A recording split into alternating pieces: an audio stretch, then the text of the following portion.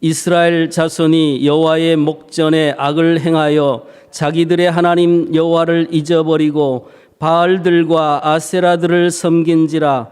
여호와께서 이스라엘에게 진노하사 그들을 메소포타미아 왕 구산 리사다임의 손에 팔았으므로 이스라엘 자손이 구산 리사다임을 8년 동안 섬겼더니 이스라엘 자손이 여호와께 부르짖음에 여호와께서 이스라엘 자손을 위하여 한 구원자를 세워 그들을 구원하게 하시니 그는 곧 갈렙의 아우 그나스의 아들 온니엘이라. 여호와의 영이 그에게 임하셨으므로 그가 이스라엘의 사사가 되어 나가서 싸울 때에 여호와께서 메소포타미아 왕 구산 리사다임을 그의 손에 넘겨주심에 온니엘의 손이 구산 리사다임을 이기니라. 그 땅이 평온한 지 40년에 그나스의 아들 온니엘이 죽었더라. 아멘. 우리는 하나님의 쓰시는 사람이란 제목으로 오늘 은혜를 받고자 합니다. 비록 정도의 차이가 있을지는 몰라도 대부분의 사람들 마음속에는 어느 정도의 자기 비하가 있게 마련입니다. 나 같은 것이 뭘 할 수 있겠어? 나 같은 것이 뭘 집사라고? 이런 생각들이 있게 마련입니다. 겉으로 표현하지 않아서 그렇지 누구나 다 이러한 자기 비하의 마음이 있는데 재능은 뛰어나고 또 삶의 조건이 좋을지라도 이러한 마음이 약간씩은 있단 말이에요. 자, 혹시 여러분은 나는 너무 못나가지고 아무것도 할 수 없다라고 생각하시는 분이 혹시라도 계십니까? 그러한 생각에 사로잡히면 남몰래 혼자 괴로워하고 또 힘들어합니다. 통계에 의하면 오히려 머리가 좋은 사람일수록 자기 비하의 마음이 더 심하다고 합니다.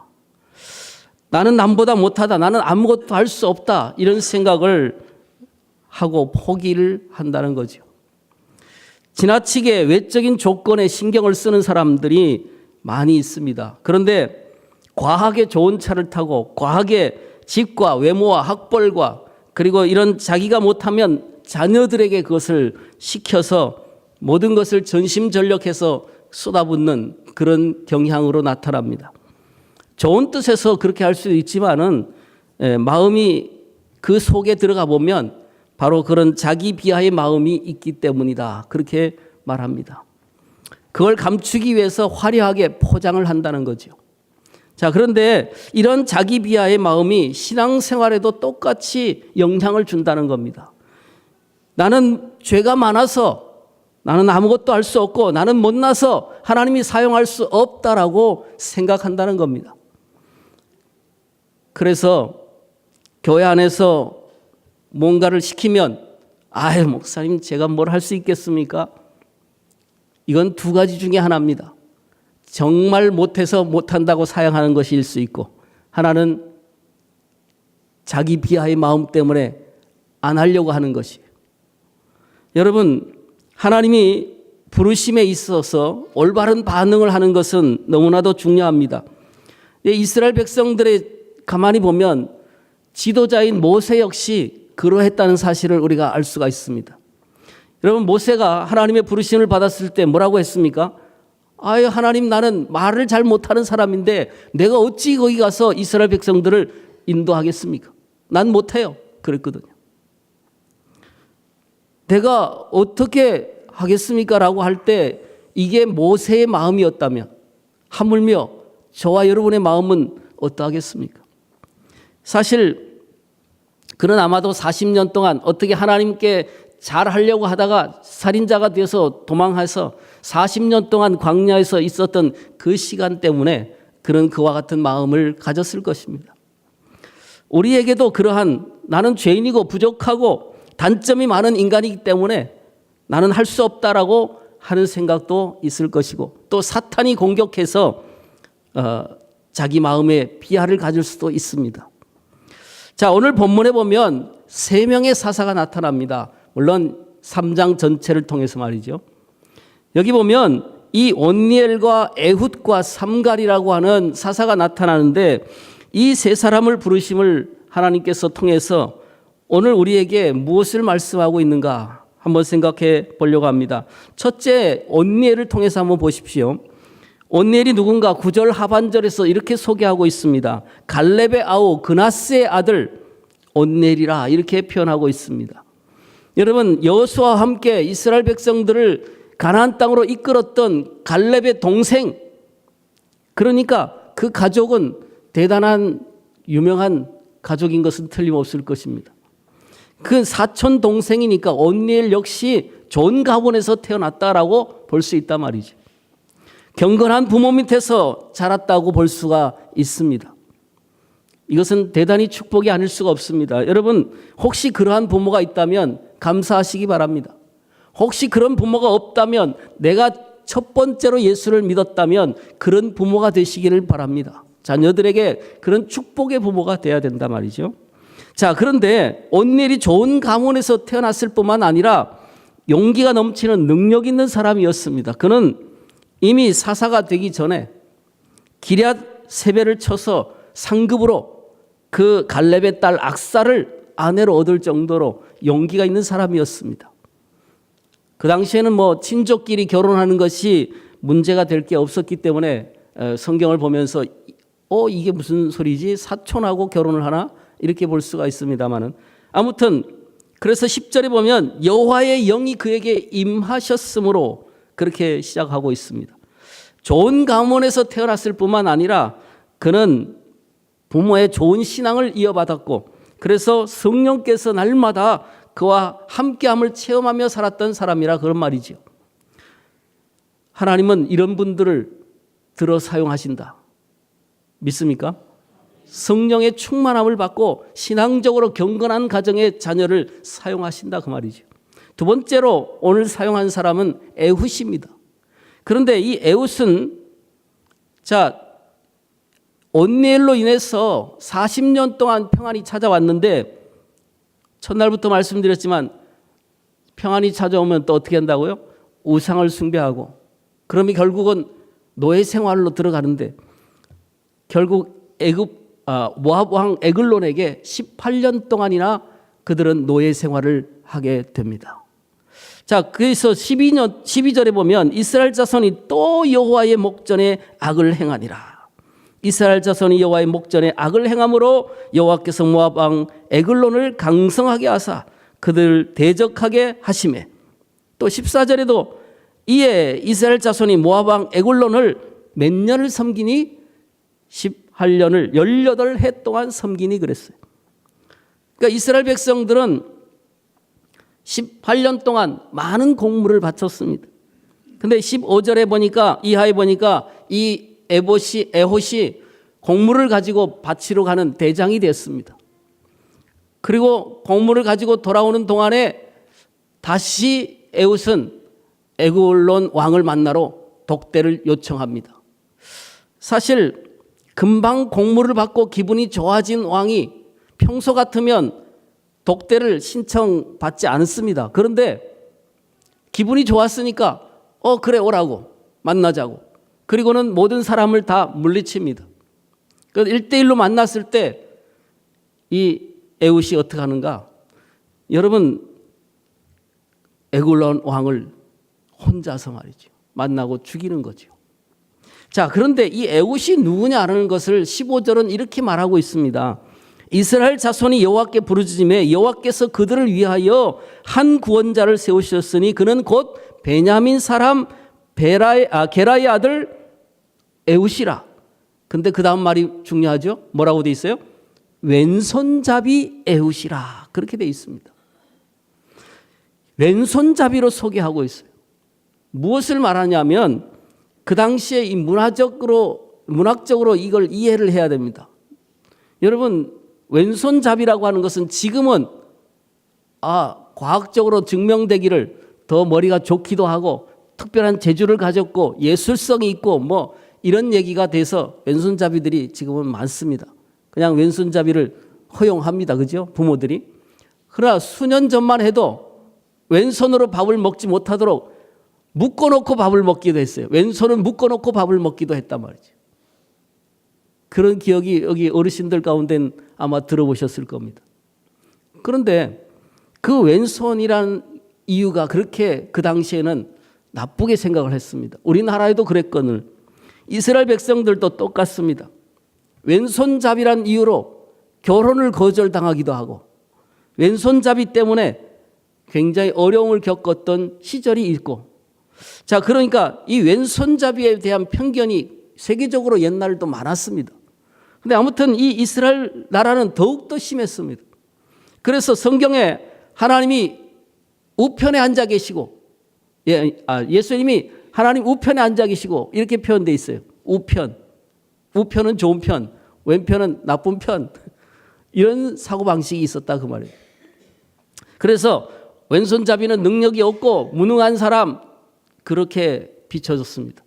그런데 하나님의 축복과 거리가 먼 그러한 사람으로 비춰지는 그 상황에서 이 에웃은 왼손잡이라 이렇게 표현을 특별히 했단 말이지. 그러니까 짧은 구절이지만 그 당시 문화로 볼 때는 도저히 지도자가 될 수 있는 사람이 아니었다 그 말이지. 그럼에도 불구하고 그는 출세할 수 없는 사람이 출세해서 대장 자리에 올랐습니다. 예를 들어 사신의 대표가 된다는 것은 그게 보통 사람이 아니죠. 오늘날로 얘기하면 대사죠, 대사.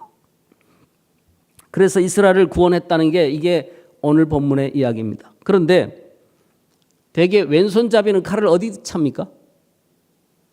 이렇게 뽑아야 되잖아요. 칼을 이렇게 뽑으면 오른쪽에 찹니다.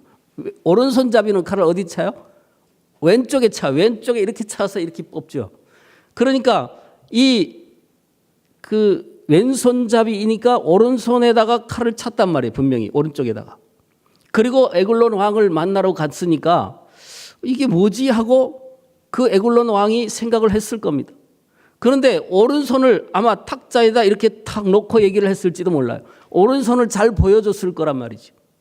그러니까 방심하게 해놓고, 왜냐하면 왼손잡이인 건 아마 상상도 못하고 있는 때에 이 왼손을 뽑아가지고 그를 죽인 거다 그 말이지. 자, 오늘 이것이 무엇을 말하는가?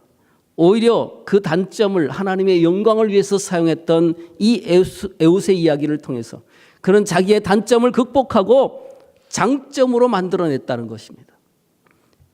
사실 이 세상에 단점 없는 사람이 어디 있겠습니까? 하나님 앞에 여러분을 한번 돌아보십시오. 나는 이러이러한 단점 때문에 고민하고 괴로워해 보신 적이 있습니까? 여러분, 대부분의 사람들이 이 단점 때문에 주저하고 하나님의 부르심에 응답을 못할 때가 많습니다. 그 미국의 하워드 핸드릭슨이라고 하는 분이 있습니다. 이분이 어릴 때 부모가 별거를 했어요. 그런데 법정에 나가서 증언을 하기 위해서 불려갔을 때 처음으로 어머니와 아버지가 함께 서 있는 것을 봤다는 거죠. 그때가 18살이라는 거죠. 자기는 그런 가정에서 자랐다 그 말이죠. 그러니까 뉴욕의 빈민가를 돌아다니면서 살았던 그런 사람이었습니다. 그런데 그 시절이 참 비참하고 정말 낙심할 수밖에 없는 그런 상황이었음에도 불구하고 그는 많은 책을 써서 오늘날 많은 사람들이 읽혀지고 있고 한국에도 많이 소개되어 있습니다. 자기의 가장 단점인 이 부모와 부부 사이에 또 가정의 잘못된 그러한 모습 속에서 그는 그 단점에 주저하지 않고 그 단점을 사용해서 오늘날 오히려 세상에서 가장 가정사역에 쓰임받고 있는 사람으로 인정받고 있습니다. 자, 여러분, 단점을 없는 사람이 없다는 얘기는 그 모든 단점을 가지고 어떻게 사용하느냐, 그것이 중요하다 그 말이죠. 사도 바울을 보십시오. 여러분, 사도 바울은 육체적으로 단점을 가지고 있었습니다. 아마도 저는 사도 바울이 저하고 비슷한 사람이라고 생각합니다. 키도 작고 또 얼굴도 그렇게 준수한 편은 아니고 또 몸에는 육체적 가시가 있고 말도 잘 못하는 사람이었습니다. 여러분 상상이 가십니까? 사도 바울이 말을 잘 못하는 사람, 물론 말을 못하는 게 아니라 잘 못하는 사람, 언변이 뛰어나지 않다 그 말이지. 근데 그는 글을 쓰는 데는 뛰어났다는 것은 우리가 성경을 읽으면서 알 수가 있습니다. 자, 사도 바울이 그와 같은 사람이었어요. 심지어 그가 설교를 하면 고린도 후서에 보면 그를 비난하는 사람들이 있었습니다. 설교를 저렇게 못하냐고. 어떻게 글을 쓸 때는 감동이 되는데 설교를 하면 은혜가 안 된다고. 이런 얘기가 나옵니다. 자, 여러분, 그러한 단점에도 불구하고 사도 바울은 오늘날 전 세계를 통해서 가장 위대한 사역자였음을 다 인정합니다. 자, 그렇습니다.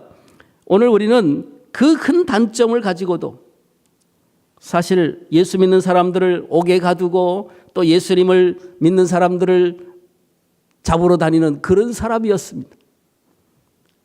훗날 보니까 스데반이 정말 의인이었는데 자기는 그 의인을 죽이는 데 앞장섰던 사람이었습니다. 그런 단점 말이죠. 얼마나 자기 비하의 마음이 있었겠습니까? 그러나 하나님 앞에 그는 크게 쓰임받았습니다. 문제는 단점이 있느냐 없느냐가 아니에요. 그 단점, 그 문제를 통해서 하나님을 더 의지하느냐, 이것이 중요합니다. 하나님을 의지하면 어떤 단점을 가지고 태어났다 할지라도 그 단점으로 인하여 오히려 쓰임받을 수 있다는 사실을 오늘 에웃을 통해서 가르치고 있는 겁니다. 헬런 켈러가 그랬고 레나 마리아가 그랬습니다. 그들은 오늘 시대의 에웃이라고 보는 것입니다. 사람들이 볼 때 회복할 수 없는, 정말 건널 수 없는 단점을 가지고 있음에도 불구하고 그들이 태어날 때 정말 우리가 볼 때는 말할 수 없는 그런 단점 아니겠습니까? 레나 마리아 말이죠. 헬런 켈러. 그런데 그 누구보다도 하나님의 일을 강력하게 했던 사람들 아니겠습니까? 그것이 바로 오늘 이 본문을 통해서 에웃을 통해서 우리에게 말씀하는 하나님의 의도입니다. 그다음 세 번째 사람이 누구냐? 삼갈입니다. 삼갈. 여러분, 이 삼갈에 대해서 성경은 오직 한 구절밖에 말하지 않습니다. 31절입니다. 여러분 31절 보십시오. 에훗 후에는 아낫의 아들 삼갈이 있어 소모는 막대기로 블레셋 사람 600명을 죽였고 그도 이스라엘을 구원하였더라. 비록 한 구절이지만 이 구절은 삼갈에 대해서 모든 걸 얘기하고 있습니다. 여러분, 삼갈이라고 하는 이름은 히브리식 이름입니다. 아니죠. 히브리식 이름이 아닙니다. 가나안식 이름입니다. 그 아버지도 가나안의 이름을 가지고 있습니다. 가나안들이 섬기는 신의 이름을 가지고 있습니다. 아낫이라는. 왜 부자간에 아버지와 아들이 가나안식 이름을 사용했을까요? 세월이 흐르는 동안 그들은 완전히 하나님을 잊어버리고 이방신을 섬기는 그런 가족이 됐다는 얘기입니다. 자, 그런 정말 태초로 볼 때, 그 태생으로 볼 때도 그런 배경을 가지고 있고 그는 농부 출신이었습니다. 오늘 본문에 그러니까 소 모는 막대기로 적들을 물리쳤다라고 할 때 우리나라에서 소 모는 막대기로 몇 명 때리면 그냥 끝나지만 이스라엘의 소 모는 막대기는 우리식으로 얘기하면 괭이, 막대기 뒤에 뭐가 달렸어요? 쇠가 달렸지 않습니까? 그런 식으로 생각하면 되는 거죠. 그걸로 600명을 죽였다. 그런데 그는 전문적 군사 훈련을 받은 사람이 아닙니다. 자, 이것이 무엇을 말하냐? 이스라엘 백성들의 사사가 돼서 블레셋 사람들의 손에서 이스라엘 백성들을 구원했다라고 할 때 오늘 본문이 말하는 삼갈의 내용은 전부입니다만 하나님은 어떤 사람을 쓰시는가? 하나님은 매우 다양한 종류의 사람들을 사용하신다는 거죠. 그런데 사실 좋은 영적 가문에서 태어난 사람이든 또 좋은 성품을 가졌든 또 다른 사람 보기에는 단점이 심해서 도저히 쓸 수 없는 사람이라고 하는 것도 하나님은 그들을 사용하셨고 또 뭐 이렇게 천한 출신의 농부 출신의 그 당시에는 그렇습니다. 지금 꼭 농부라고 해서 천하다는 건 아니고요. 그 당시에 볼 때는 천한 가문의 출신인데도 하나님은 그를 사용하셨다는 거예요. 문제는 우리의 배경과 환경과 재능이 아닙니다. 출신이 아니에요. 내가 얼마나 많은 재능이 있는가, 내가 얼마나 과거에 뭐 큰 단점을 가졌는가, 육체적으로, 정신적으로, 정서적으로, 배경적으로, 그것이 하나님 앞에는 아무런 문제가 되지 않는다는 거예요. 자, 어떤 종류의 사람이든 간에 하나님 앞에 나와 하나님을 의지하고 하나님을 전적으로 신뢰하기만 하면, 하나님의 마음에 사로잡히면, 그러면 하나님은 그들을 다 쓰신다는 것을 성경은 말하고 있는 것입니다. 그래서 역대하 16장 9절에 보면 이렇게 말씀합니다. 여호와의 눈은 온 땅을 두루 감찰하사 전심으로 자기를 향하는 자들을 위하여 능력을 베푸시나니. 전심으로 자기를 향하는 자에게 능력을 베푸신다. 이 말씀은 하나님이 사울을 버리시고 다윗을 사용하신 이유예요. 그때 하신 말씀이에요.